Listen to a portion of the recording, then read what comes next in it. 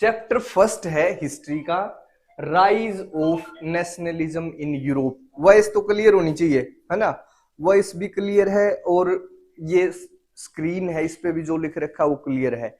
जो लिख रखा है ना उसको या तो कॉपी पे उतार लेना या फिर क्या करना, एक स्क्रीनशॉट ले लेना, रिवीजन हो जाएगा दोनों चैप्टरों का साथ में।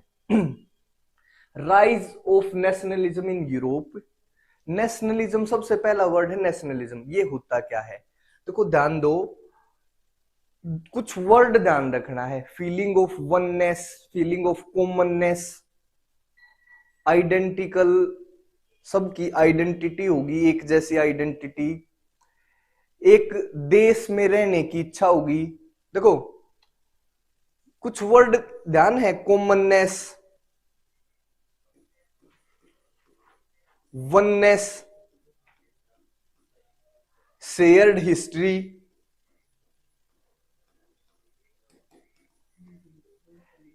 Aspiration to live in future. ये 4 पॉइंट बताए थे और एक कॉमन आइडेंटिटी।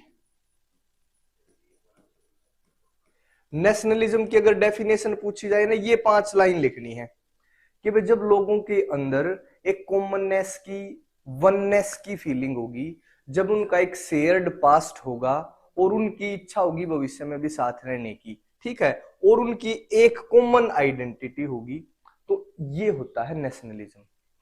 इसके क्या रिजल्ट होते हैं? देखो रिजल्ट ध्यान होने चाहिए, formation of nation state, formation of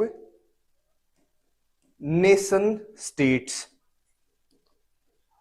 और भी हो सकता है फॉर्मेशन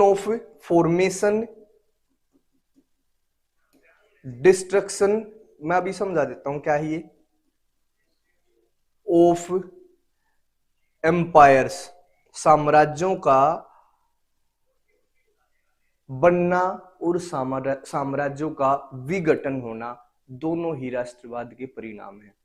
राष्ट्रवाद का अर्थ होता है एक राष्ट्र का बनने से पहले का जो प्रोसेस है वो होगा राष्ट्रवाद।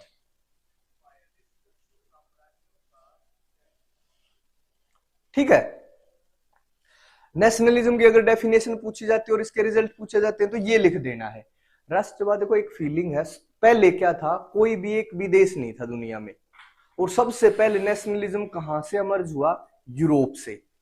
नेशनलिज्म का मतलब होता है कि अब हम एक देश के रूप में रहना चाहते हैं, हम सब एक हैं, हमारे जो पास्ट है वो एक जैसा रहा है और हम भविष्य में भी साथ रहना चाहते हैं, इसको बोला जाता है राष्ट्रवाद। और इसके परिणाम स्वरूप ही देश बनते हैं। भारत भी आजादी से पहले कोई देश नहीं था, उसके बाद इसमें नेशनलिज्म जो मूवमेंट अगले चैप्टर में हम पढ़ेंगे, नेशनलिस्ट मूवमेंट, उसके आधार पे भारत का निर्माण होता है। ठीक है, और इससे क्या होगा, फॉर्मेशन भी होती है और डिस्ट्रक्शन भी। मान के चलो फॉर्मेशन कैसे होगी, जैसे अपने देश की हुई।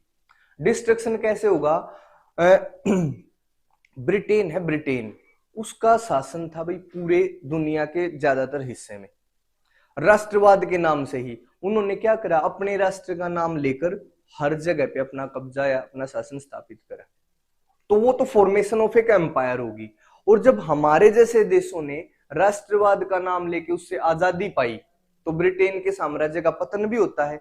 तो एक तरफ डिस्ट्रक्शन भी कर सकता है ये, एक तरफ फॉर्मेशन भी कर सकता है। ठीक है, सिंपल सी बात है ये। ठीक है, ये अच्छी तरह याद हो जाएगा और एक बार पढ़ लो पर थोड़ा ध्यान से।